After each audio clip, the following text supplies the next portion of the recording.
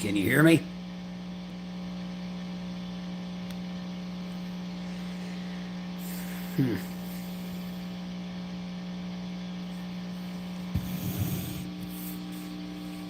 Can you hear me? Looks like it's kind of slow.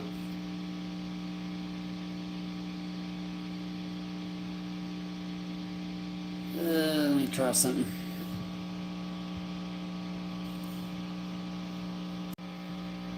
I'll try something else too. Hang on.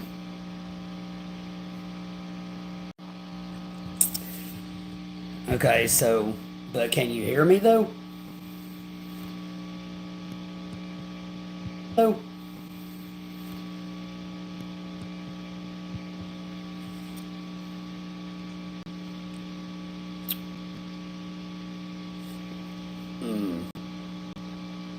There's these settings on here. Hang on.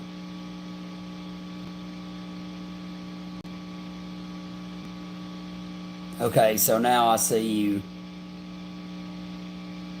Oh, cool. Hang on.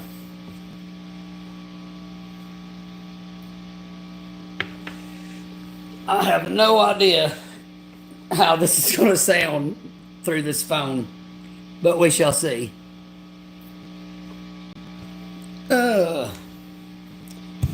So, matter of fact, but you can hear me talking good though. Evan's here. So the sound of my voice is okay? Like it sounds better than like if I was on a laptop?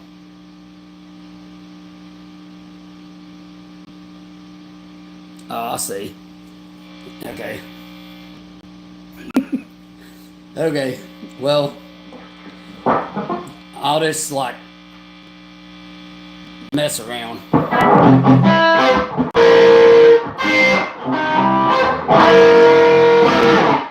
Is that like really choppy sounding?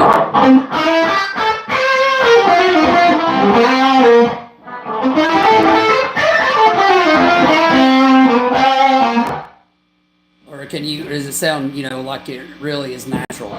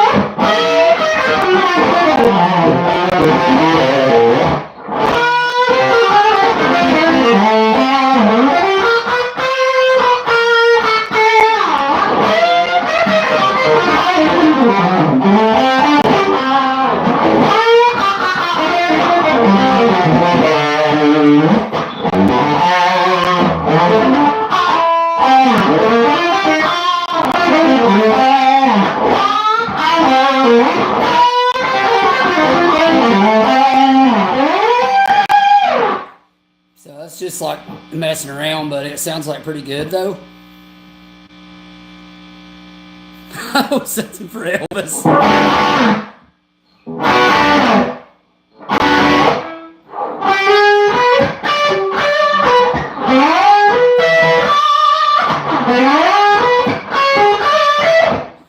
Something like that.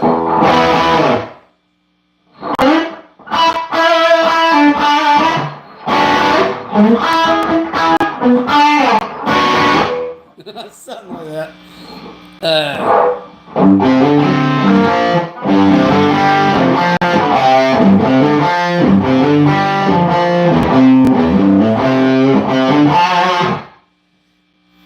But I mean, I don't have any pedals plugged in or nothing right now. Just them two Friedman amps or whatever. But that Cashmere sound, I'm not tuned for that right now, but man, dude, that was like, that sounded so dang good in here. And they're going to Dollywood or whatever, so I got the house to myself, so I got it which I'd have it cranked up even if they was here by me, I'm just saying. But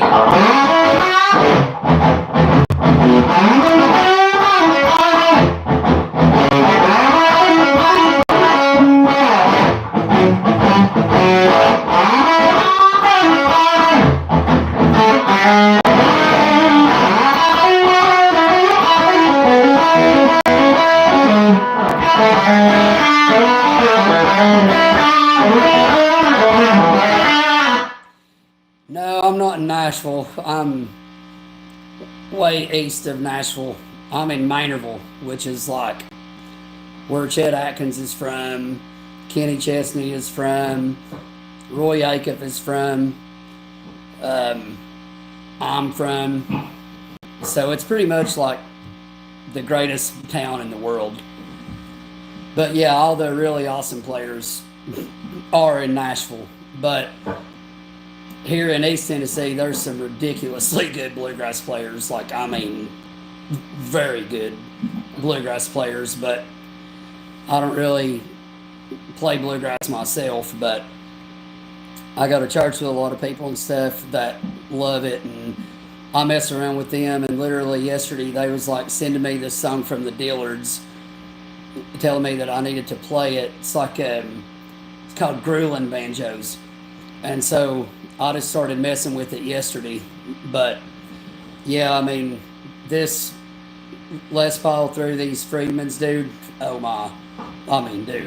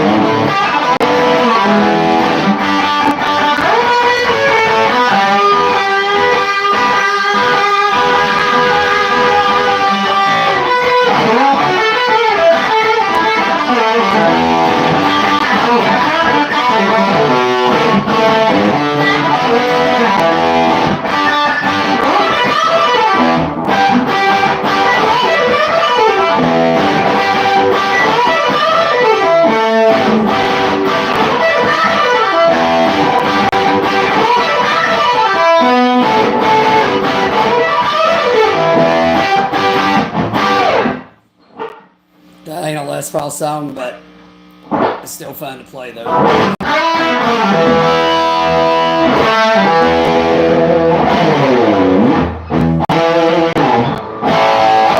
I mean, that is instant AC/DC.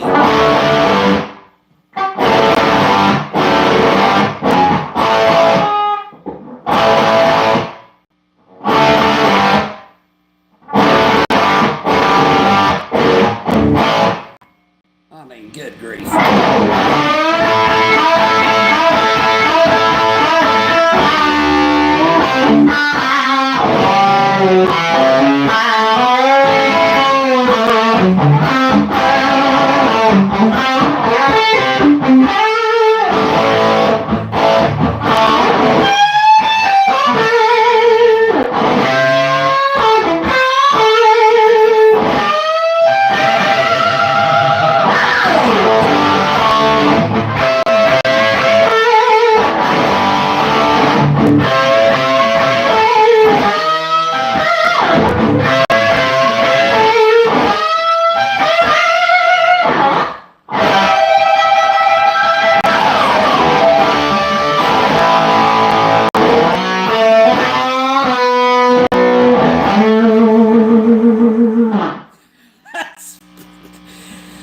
That is pretty fun.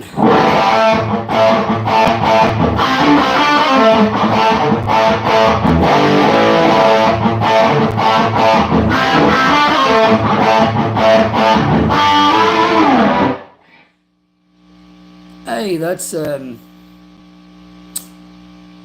can't pronounce your name, but I think it's like Blaha. But hello though.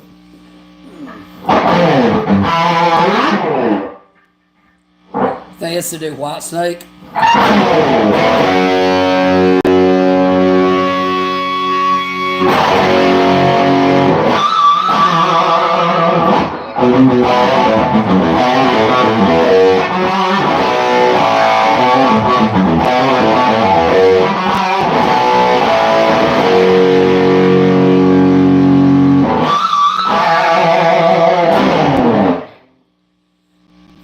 How do you learn to solo on the pentatonic scale? Well, it depends on kind of like what the chords are. But basically, so like if, let's just say that you're playing just like a song that's like a 1-4-5, or well, I've got a looper with whipping post on it, and I can show you like how to use these positions and like chord tones and stuff, and then like some stuff outside of the chord tones that make it sound not pentatonic exactly. But I mean, pentatonic is just 5 notes, so it's like, so that would be the A minor pentatonic.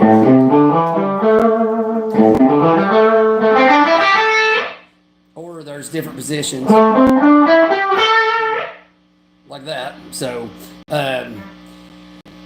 but basically, like, if you was just like in A, then it would go to D, back to A,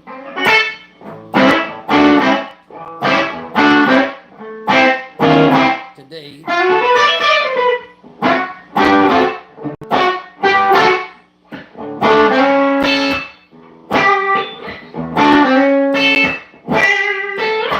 to E,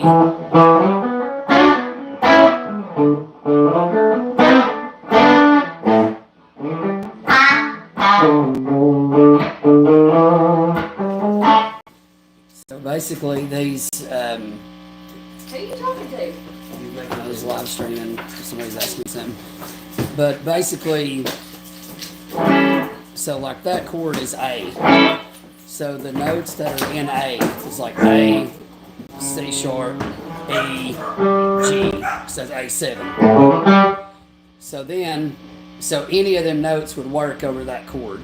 So then if you wanted to go to D, which would be the 4 chord, then it would be, which is the same exact, see, you just start it from D. And then from E, which would be the 5 chord, back to D, back to A.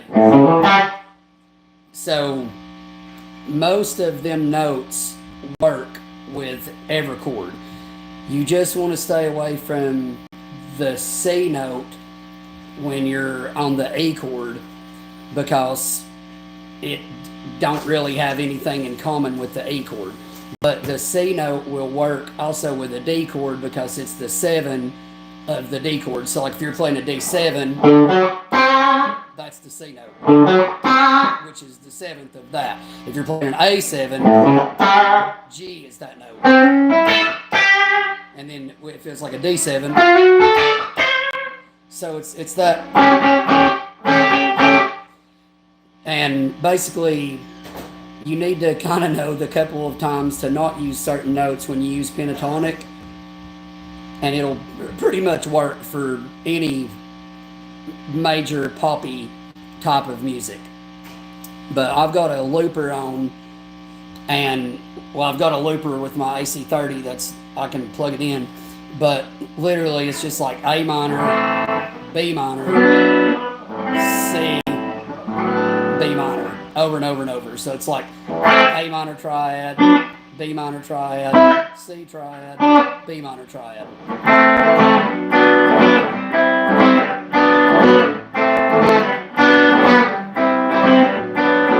Just give me just 1 second, I'll turn it on.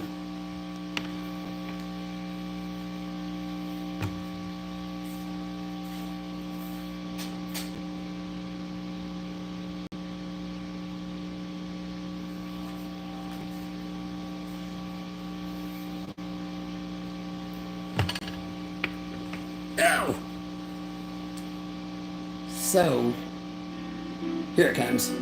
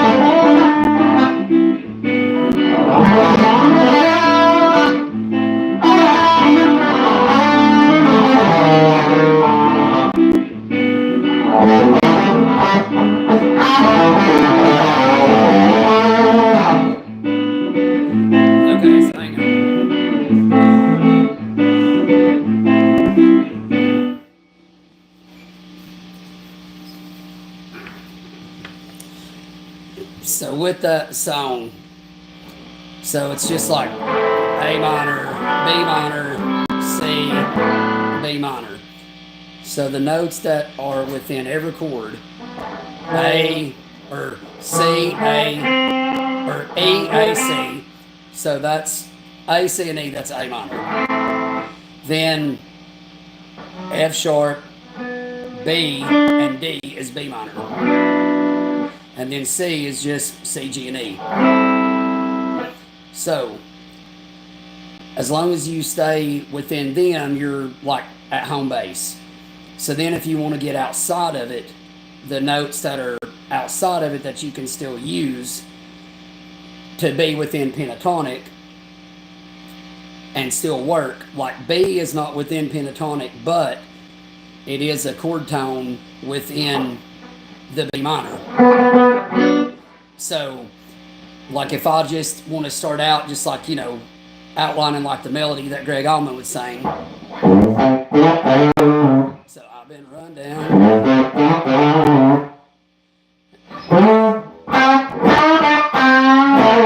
So I'm still staying within. So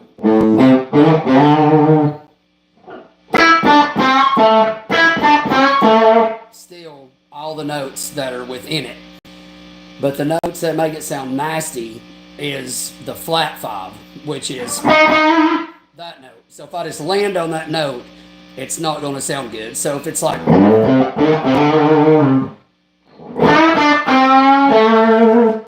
that's fine. But if I'm like, that don't sound right. But if I'm, see how I just barely touched it? All blues players do that. C. Ray Vaughan does that. Clapton, Buddy Guy, Hendrix, literally everybody. And it's really Duane Allman sounding. So like, hey, if it's like A minor,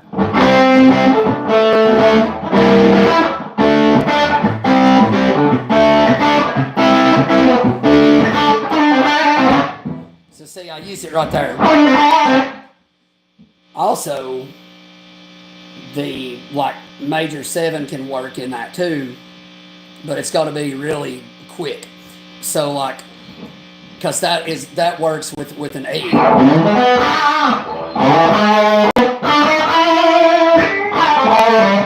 So that note, you can use it as a passive note. You don't necessarily want to land on it, but like.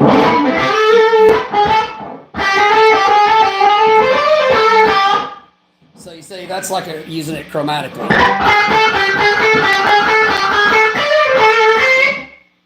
See what I'm saying?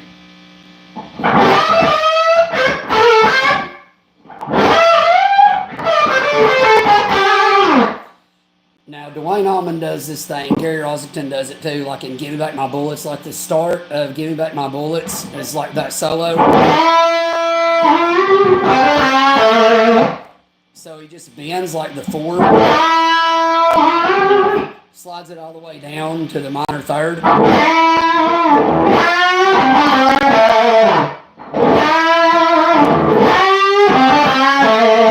Duane Allman does that all the time. Like I really think that Gary Rossington got it from Duane Allman.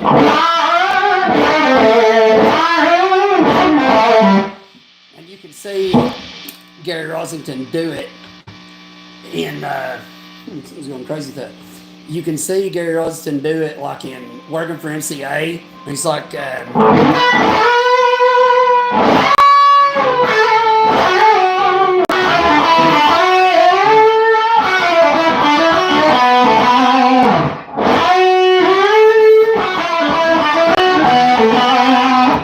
and he does that like minor 3rd thing constantly in Working for MCA, like the last solo.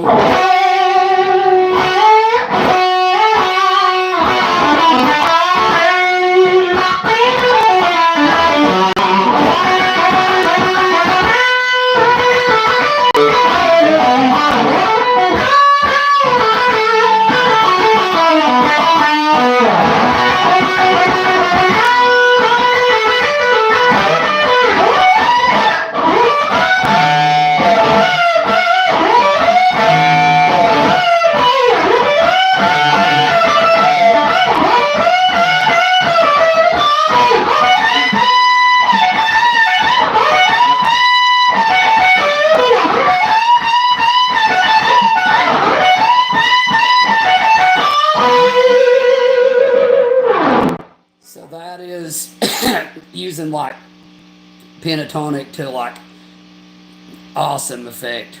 And the two dudes that are in this chat, like Evans and Jeff, they're my buddies that I work with at UPS, so they're just here for like moral support. Jeff plays guitar kinda, but the thing he's really trying to learn how to play is chess. But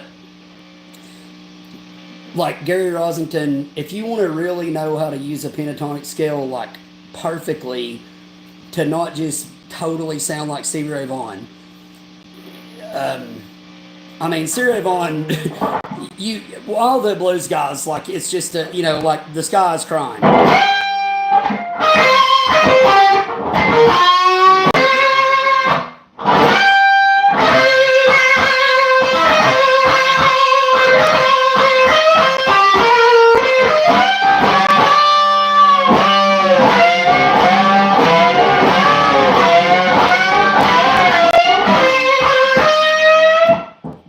Staying like straight pentatonic, but Gary Rosington, and it sounds like that your ear just like knows where it's going to go. So if it's the sky's crying,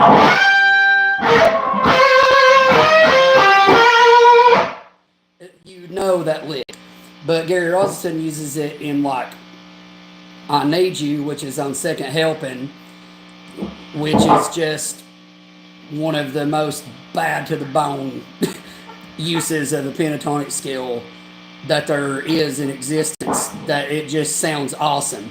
But watch, every single lick of this solo is straight pentatonic.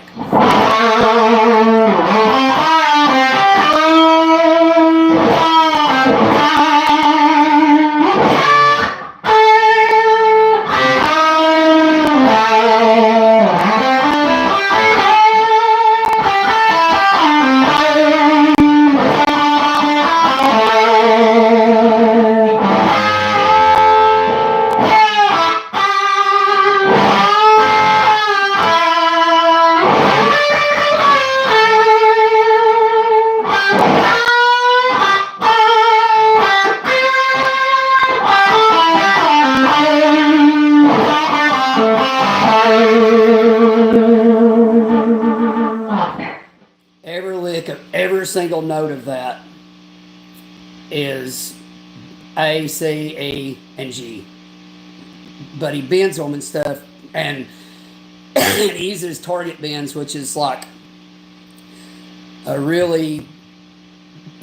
that takes skill. Working for MCA, Ed King, oh dude. I can like kind of play the Ed King part of the solo, which I'll do in a second, but it is very modal for a Skynyrd song. But that "I Need You" solo is straight pentatonic, but he does really cool things that takes like a lot of control. And some people will bend the one like Kirk Hammett will do it, and it's just like, dude, stop. But Gary Rosington can do it, and he lands exactly to the pitch that he wants to do. So he's really going basically like this with the pitch. That's what he's really doing. But when he takes it, he bends the one, and he's making the one land at this note. So Gilmore does it too, like in Comfortably Numb, stuff like that. But Gary Rosington does it perfectly in "I Need You." So he's like. So see that he's going.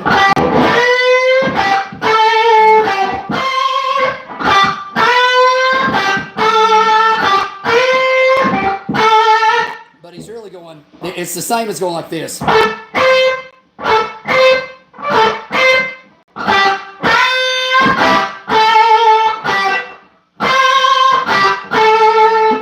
That's what he's doing. But the Ed King deal. Working for MCA, he even said that he was meaning to do like a Jeff Beck thing, like when it starts, and I can kind of play it, but it's like one of like the few Skynyrd songs that Ed King stuff is quite a bit harder. Like Steve Gaines stuff is the hardest, period. But and Gary's stuff is pretty much the easiest, but it's like just because it's easy don't mean it sucks. It just is effective. Gary's solos. My favorite Steve Gaines is "I Never Dreamed," and then after that, probably You Got That Right. But the deal with Ed King and that solo, there's like a little part, and there's this dude named Scott Rains, which he's in Artemis Pyle's band, which is called the Artemis Pyle Band, and he's the guitar player in that band, and he's friends with Ed King. And when I was a kid and had America Online in like 1997 or something like that, Ed King was called Humbuck 54, and he used to get on there and like chat with fans and stuff. And so me and one of my buddies, like we was like 15 and had like a Skynyrd tribute band basically, and we listened, worshipped, adored everything Skynyrd. Would like fist fight you if you didn't like them. Everybody else sucked. We didn't like anybody but Skynyrd, blah, blah. And we would go and talk to Ed King on there and ask him stuff. And he was super, super nice. Really awesome dude. But he does a lick at the first of his, like, of the Strat part of working for MCA, which I don't have my Strat plugged in, but he like does this slide down, and he does an interview with this dude Scott Rains that's in Artemis Pyle's band, and he shows like all the intricate stuff that he's doing in the solo, and all these years later, like he can't even hardly play that solo himself.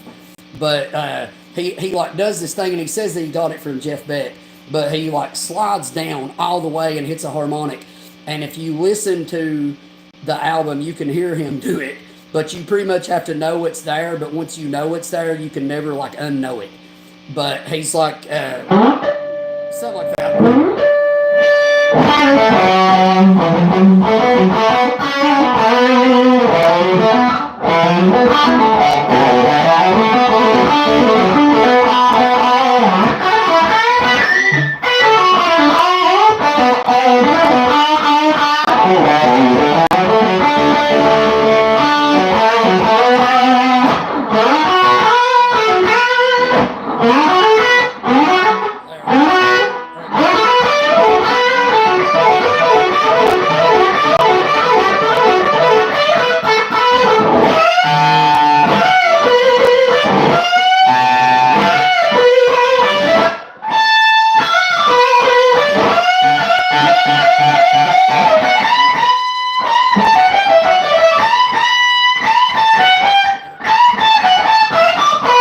something like that. It's really hard, but he's like using a D arpeggio over a B minor slide.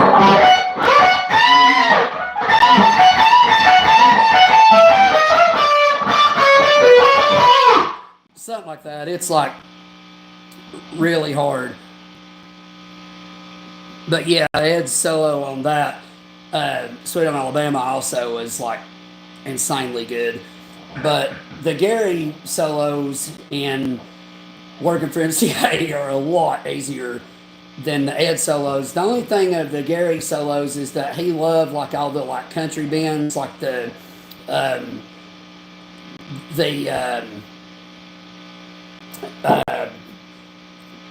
double stops basically. It's like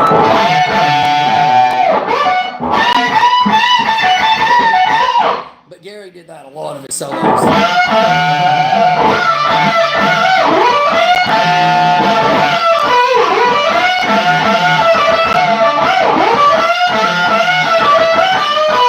Then he uses like a D arpeggio.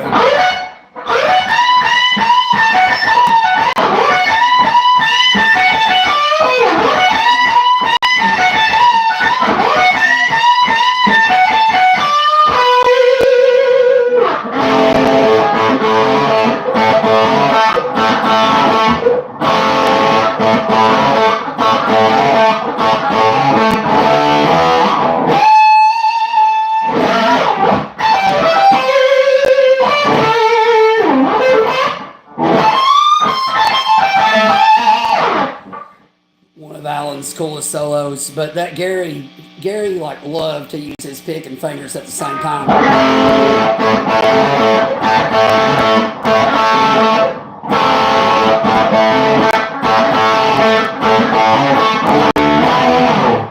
That's one of Skynyrd's like most awesome songs. But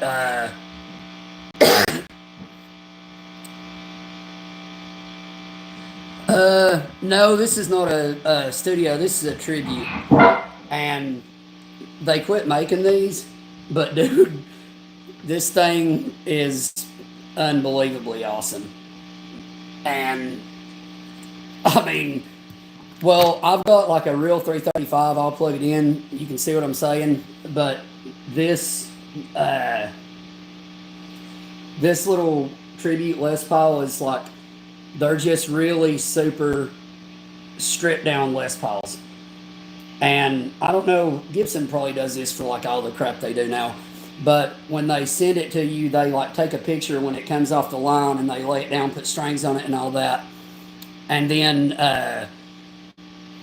they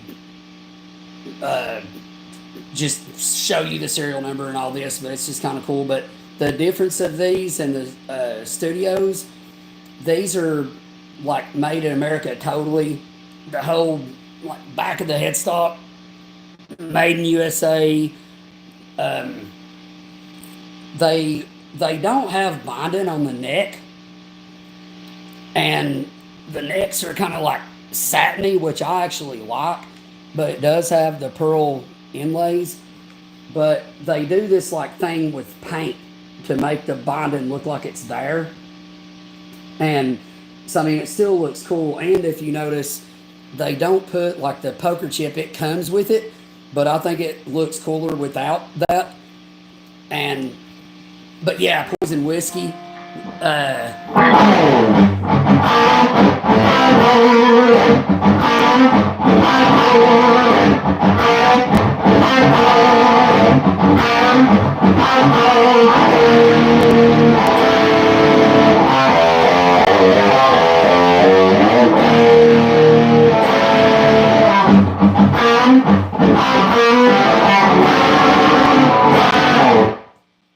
That riff,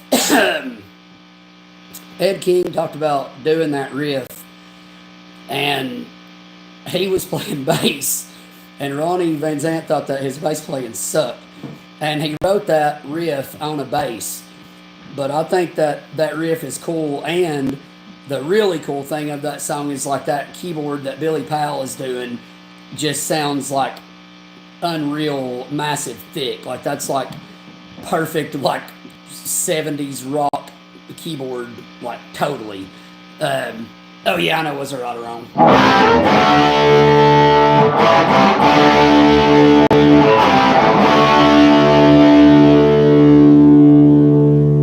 And it's like,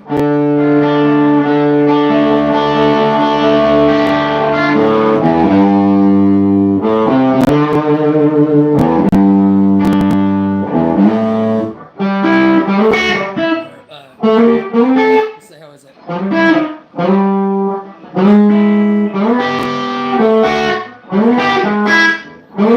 does it go? Yeah.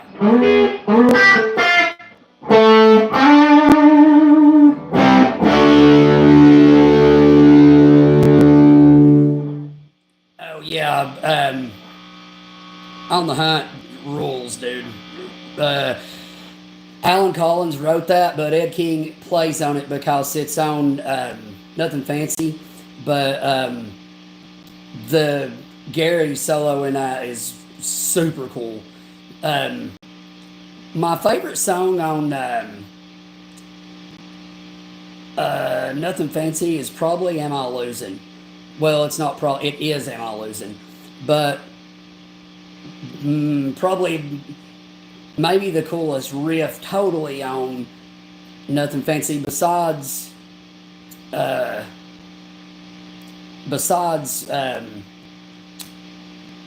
the Hunt is Saturday Night Special, obviously. But I do it a little different, but if you know the original, man, let me see. I've not played that in a long time.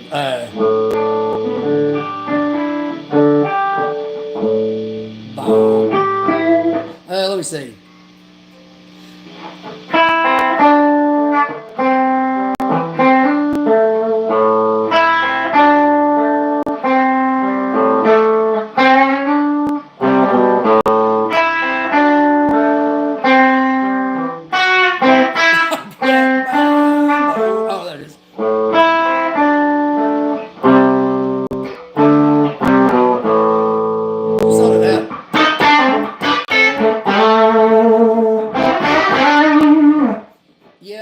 done it in a long time.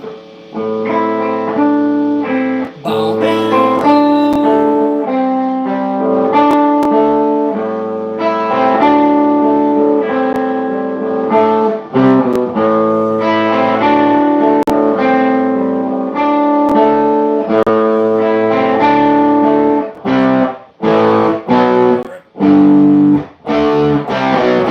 That's it.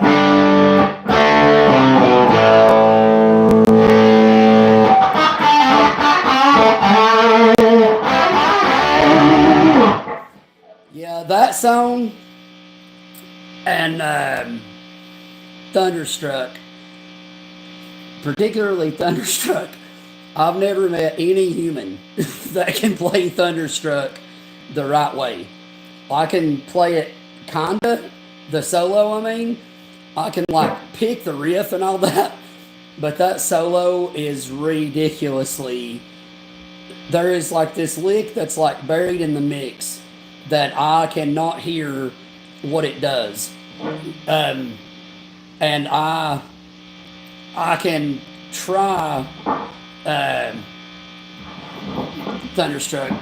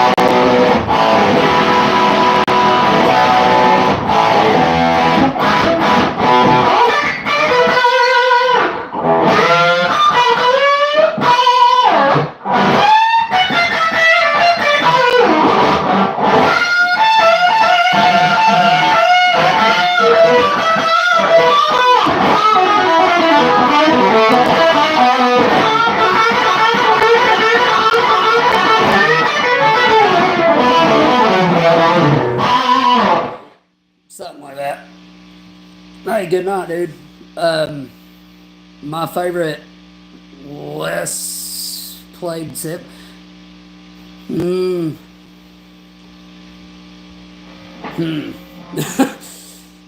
My favorite Zeppelin riff is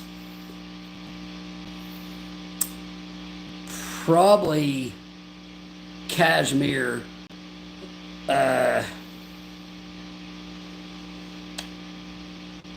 My favorite, like, Zeppelin riff that I feel like don't get enough love. Do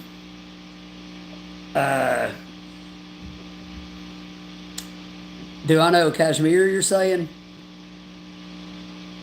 And any tips to practice for beginners? For beginners, learn chords. Learn chords. Learn everything about chords. Everything about chords. All of the great players know chords. And even if you don't want to play jazz, the great jazz players are great because they know chords. So they're like Wes Montgomery or something like Well, here we go. Wes Montgomery would take just like a simple, basically this is like a perfect fourths riff. 4 on 6 is the Wes Montgomery song that I'm talking about. And look at all the chords that he manages to put in to this riff. So his first is just like octave, like.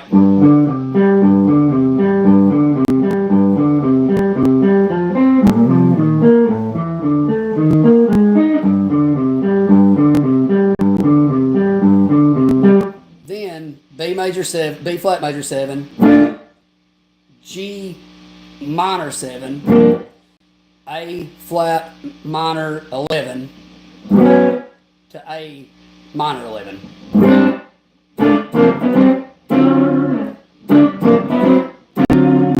To D7 sharp 9. And you probably know that D7 sharp 9 or any 7 sharp 9 chord. If I do this,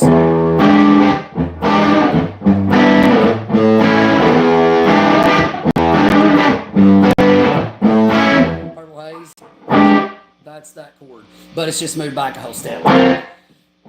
But learn chords. Learn chords and the notes to the chords.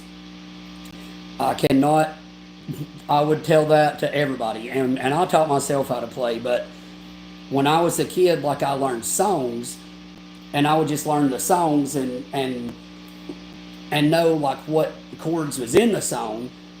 But when I got to like 18 or 19, I got into like studying theory. So then I started learning why the chords work and what makes them work. And that helps you really take your playing to better places, and it helps you be able to improvise. It helps you to be able to play with people on the fly, and chords are chords. So, I mean, if you know your chords and if you know what make your chords, it's a universal language. So I could play with people in Afghanistan or whatever, and they could say, it's this key, it's these chords, and I would know exactly what to do. Or they could come here, and I could say to them, it's these chords, it's this key, and they would know exactly what to do. So it's really just learn chords, and learn how to change chords, learn every position of the chord. So like, your like first way that you would learn a G would be like that. Another way that you would learn a G would be like that. Another way that you learn a G would be like that. That'd be another way that you learn a G. That would be another way that you learn a G. Then once you get down here, it just starts over again. Same thing. But the thing that makes a G is the 1, 3, 5. So if you know, that's what a major chord is. So a first scale degree is a third and a 5 is the scale degrees of it. And when you know them, it really helps you understand the fretboard and what you're doing, and you see all these patterns. But if you can play your chords all over the neck, then whatever key you're in, you'll know kind of what you're doing based on the shape of the chords. And so learn chords, definitely learn chords. And just practice them constantly. And even if you don't like the songs, a lot of people say that like an F chord, they have a hard time learning how to make an F chord. But there is a song that you can use an F chord in that even if you don't like the song, whatever, you have to know how to play an F chord if you're going to play this. At some point, you're going to have to play an F chord. And so, they're Night Moves from Bob Seger. And so,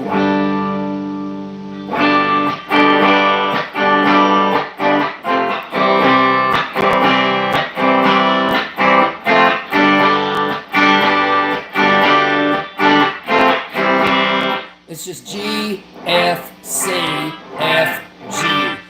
And if you can switch to that F quick, then you can switch to it slow. So if you learn like a song like that, even if you don't like the song, that's not the point. The point is that you need to know how to make that chord and change to that chord. And so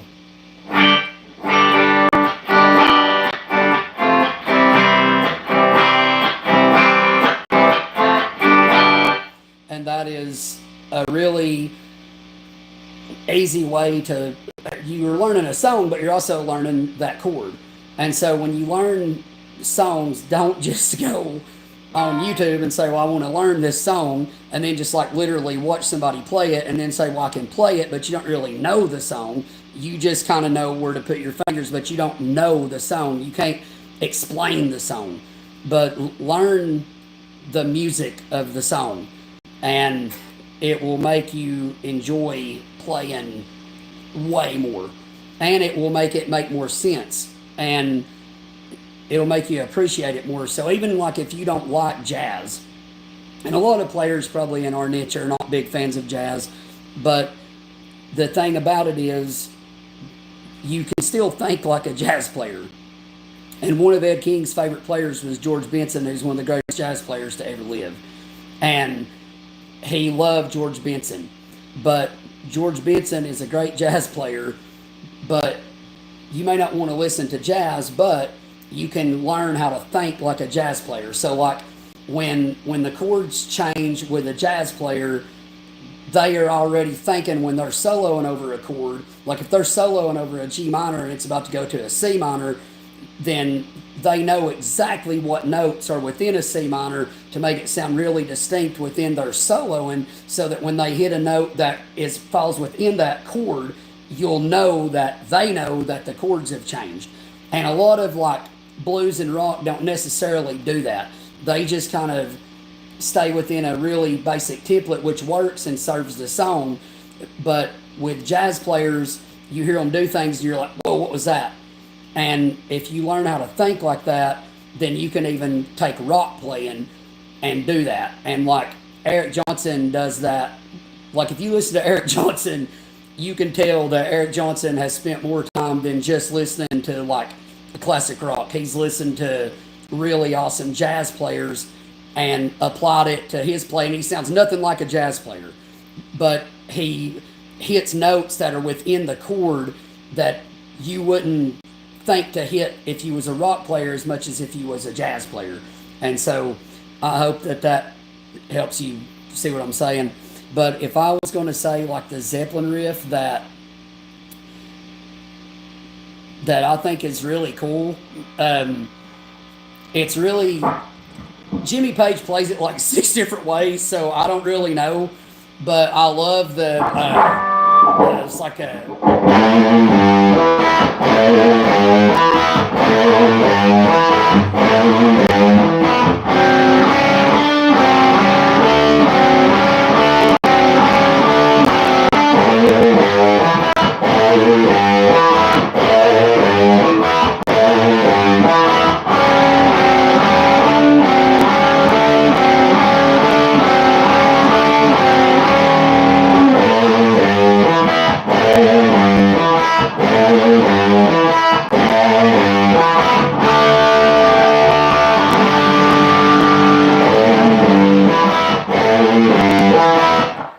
Misty Mountain Hawk. That is a really crazy sounding, that riff just sounds crazy.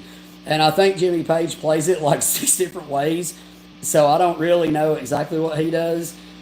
And the thing about like listening to Led Zeppelin stuff and being like, oh, I'll play it exactly like Jimmy Page or whatever, Jimmy Page didn't even play it exactly like Jimmy Page. The vast majority of the time, if you hear what Led Zeppelin recorded and then you hear 30 Led Zeppelin shows, pretty much everything is going to, nothing is going to sound exactly like it sounded on the album, basically. And so he just kind of laid templates for what he wanted to do, but he stuck very loosely to them. So whenever you see like all these nerds on the internet that's like, well, Jimmy Page did blah, blah, blah. Well, yeah, Jimmy Page did it that way that one time, but 20 other times after that, he probably never done it that way. And so don't get too carried away of like, I want to do it exactly like somebody or whatever. Even Jimmy Page didn't do it exactly like Jimmy Page. There's no two versions of Purple Haze or Red House that are the same. There's no two versions of Texas Flood that are the same. There's no two versions of Cocaine that are the same. They do them different all the time.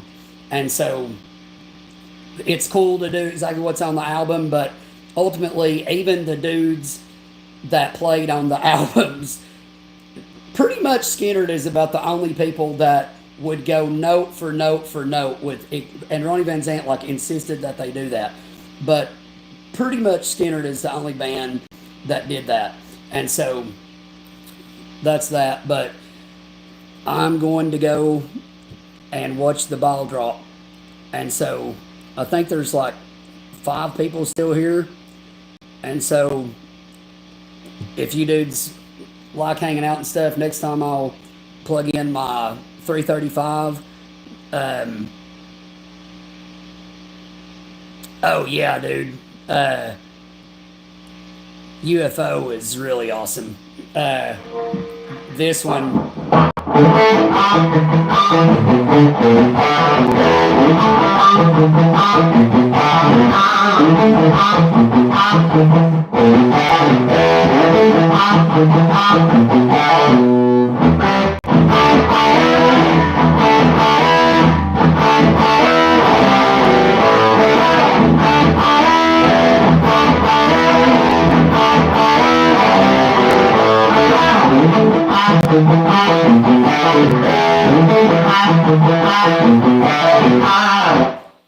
So yeah, that's a really awesome one.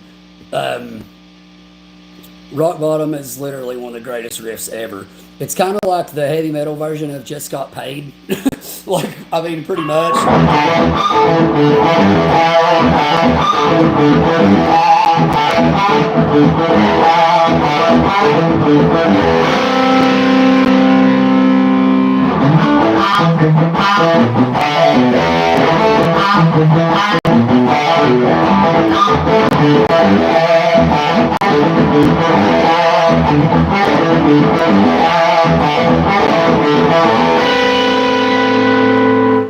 So you can sort of go between them, but yeah, both of them songs are really awesome riffs.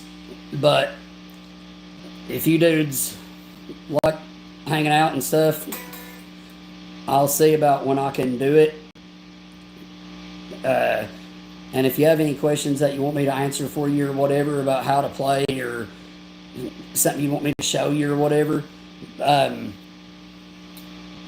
send me a message like on like one of the polls on my channel, and I will see if I can do something to help you. So that's that. Later, dude.